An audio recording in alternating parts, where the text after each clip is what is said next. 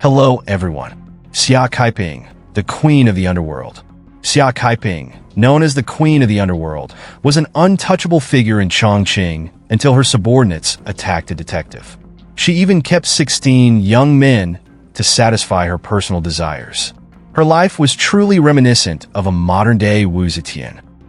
Xia Caiping was born on February 16, 1963, in Jinfeng Village, Zhelongpo District, Chongqing. Her father was an ordinary civil servant, while her mother was a housewife who worked on their small farm. She had 2 older brothers and a younger brother. At that time, their family of 6 relied solely on their father's meager salary, making life extremely difficult. As her children grew up, Caiping's parents became increasingly concerned and sought to arrange a marriage for her. The man they introduced was Wen Bing, a worker at a local fertilizer factory. Although Wen Bing was of small stature, he had a pleasant appearance, which satisfied Caiping, as she had high standards for looks. Thus, the two quickly became a couple and got married. Shortly after, they welcomed a lovely daughter into their family. With a child to care for, Caiping's life became busier. Besides working, she had to take care of her daughter and prepare meals for the family. She became a devoted wife and mother, and the 3 of them lived in a small 60-square-meter apartment. Though they were not wealthy, their life was stable and happy. Caiping once thought her life would remain peaceful. However, an unexpected event changed everything. A turning point. The catalyst for this drastic shift was her husband's older brother, Wen Chong. Unlike Wen Bing, who was just a factory worker, Wen Chong was an exceptional officer in the police force. He frequently worked on high-profile cases and rose quickly through the ranks. By 1992, he had been promoted to deputy director of the Chongqing Public Security Bureau. Seeing her brother-in-law's rise in power, Caiping had an idea. She could leverage this connection to secure a better job. She immediately sought Wen Chong's help to transfer her to a more lucrative position. After some negotiations, Wen Chong managed to get her a role at the tax bureau in Yuzhong District. This move marked the beginning of a completely new chapter in her life.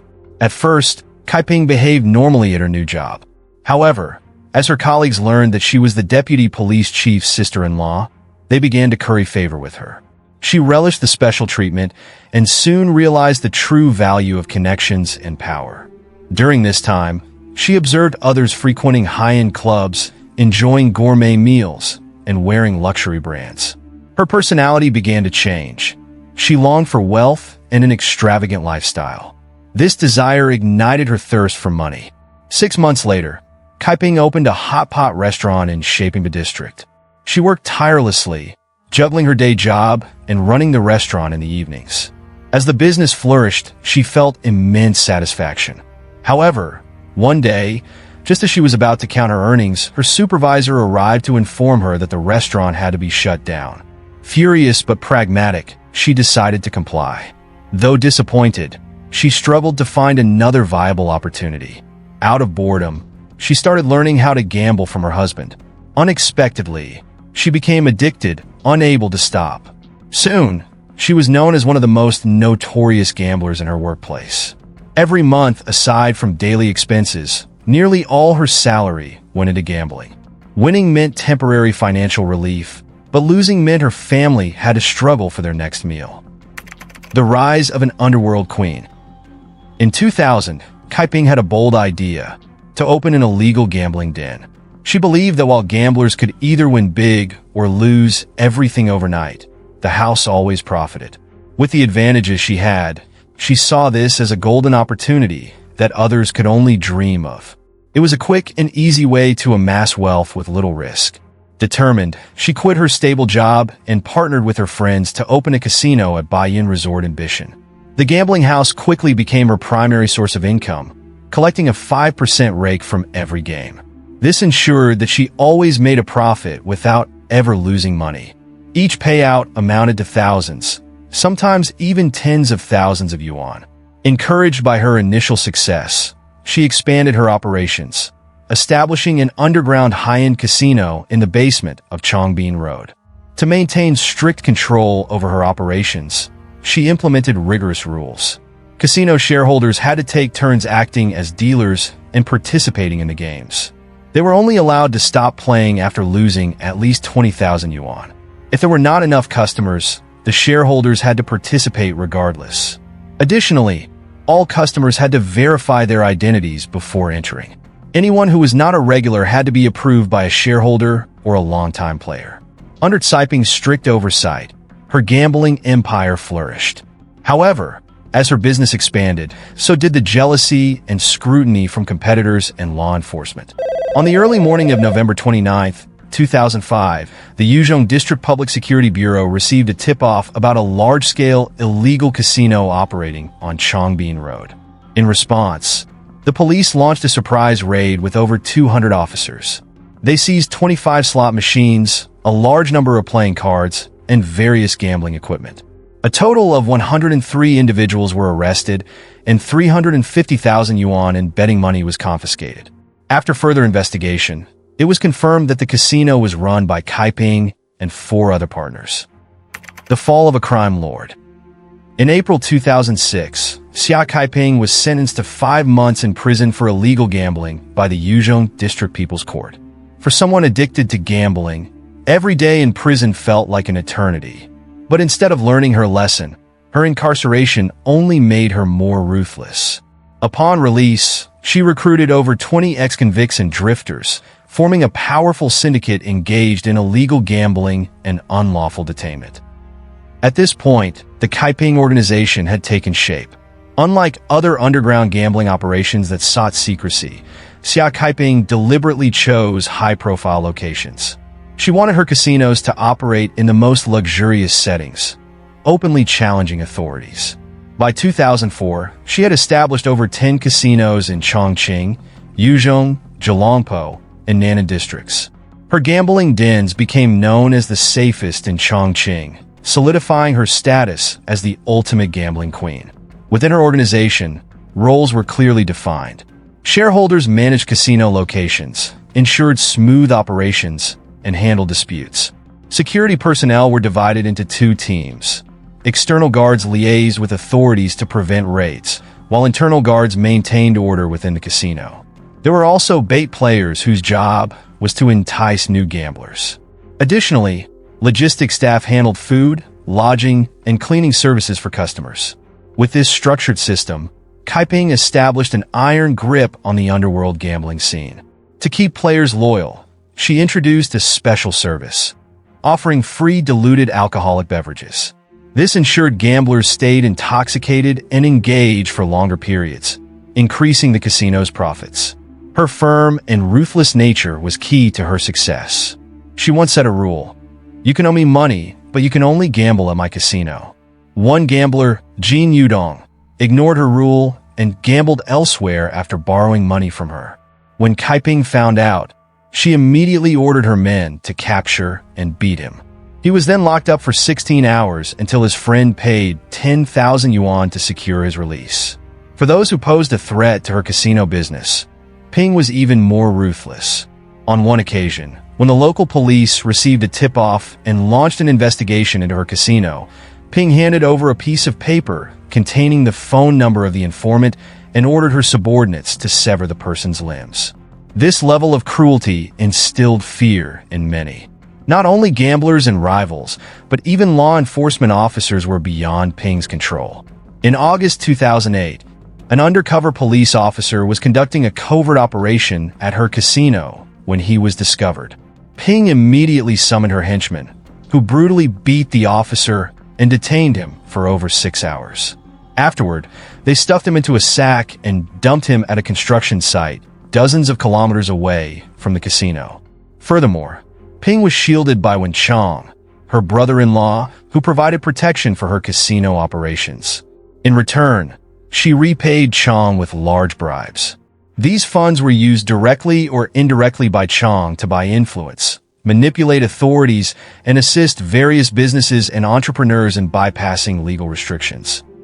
The rise and fall of Chongqing's crime queen.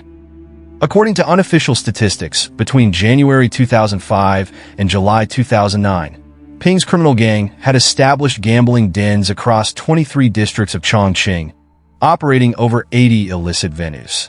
After amassing hundreds of millions of yuan in illegal profits, Ping moved into a luxurious villa, donned designer outfits, and drove expensive cars. Once she was materially satisfied, she turned to seeking physical pleasures. In the spring of 2007, during a dinner at a seafood restaurant, Ping met a 26-year-old man named Luo Quan. He was intelligent, strong, and had a muscular physique that fueled Ping's fantasies. Moreover, Quan was a heavy drinker and a smooth talker, captivating Ping within just one meal. Despite their 20-year age gap, Quan had a face resembling that of a famous actor, which intrigued Ping. One needed money, while the other sought pleasure. Thus, they quickly became a well-matched pair. From that moment on, Quan became Ping's close lover, frequently accompanying her to gambling dens. This new lifestyle brought Ping immense happiness, making her feel like a rejuvenated woman. To please her young lover, she was incredibly generous to Quan. She gave him 80,000 yuan for shopping and spent another 160,000 yuan to open a hair salon on Shapingba Pedestrian Street. She even entrusted Quan with managing some of her gambling operations. Shockingly, Quan was only one of Ping's 16 young lovers.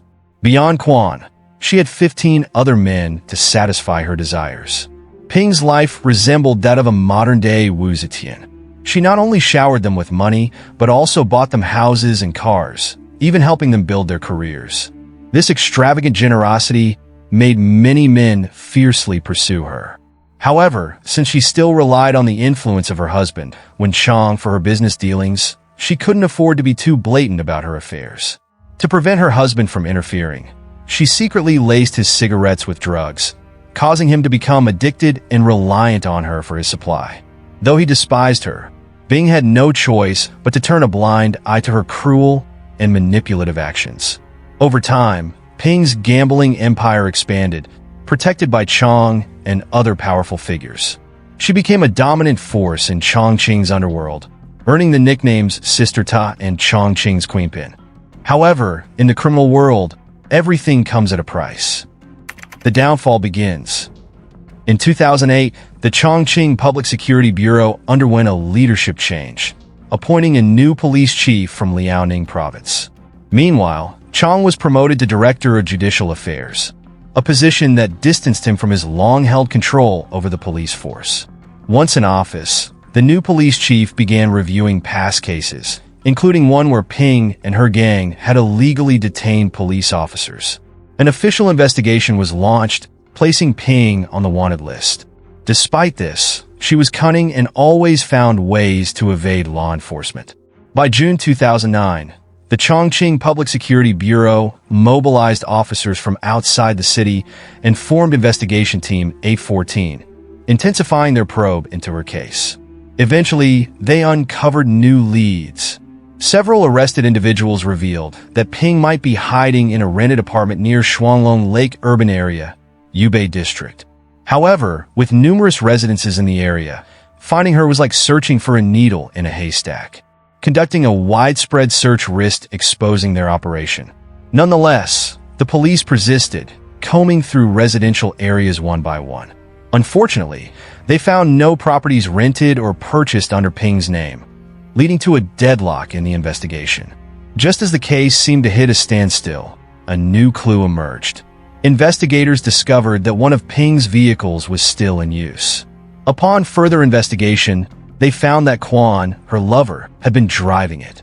He frequently parked near Shuanglong Lake, staying only 1 to 2 minutes before leaving. This led authorities to suspect that Ping was still hiding within the neighborhood. The investigation team immediately launched a surveillance operation.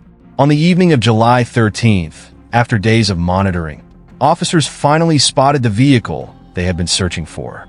They swiftly surrounded it. Upon lowering the car's windows, they confirmed that the driver was indeed Ping, the wanted criminal. Shortly after, law enforcement apprehended other members of Ping's gang. During her interrogation, Ping did not deny her crimes, but expressed deep regret. She admitted that since becoming a fugitive, she had constantly changed her hiding places, even traveling outside the province. However, life on the run was plagued by fear.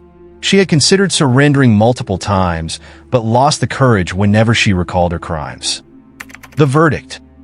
On October 3, 2009, The Fifth Intermediate People's Court of Chongqing prosecuted Ping and 22 other individuals for organizing and leading a criminal gang, operating illegal gambling dens, unlawful detention, and facilitating drug use. Ultimately, the court sentenced Ping to 18 years in prison, confiscated all her personal assets, and imposed a 1.02 million yuan fine. Luo Quan, her lover, received a 4-year and 6-month prison sentence along with a 200,000 yuan fine. Other gang members were also given corresponding sentences. The case didn't end there. With Ping's arrest, her umbrella of protection, Wen Chong, was also taken down. In August 2009, Chong was detained for investigation upon returning from a business trip to Beijing. By September, he was officially arrested on charges of bribery, shielding criminal organizations, and rape. In 2010, he was sentenced to death by lethal injection. A grim reminder. The case of Xia Caiping is not just a story of moral corruption under the temptations of wealth and power.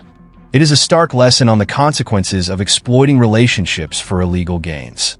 Her rapid ascent came with unimaginable repercussions. More importantly, the case exposed the deep-rooted corruption within the legal system. Chong not only protected his sister-in-law, but also shielded numerous other criminal organizations, including businesses that openly operated outside the law in a centrally governed city of over 30 million people. Now that the case has reached its conclusion, what are your thoughts on Ping, the crime queen of Chongqing?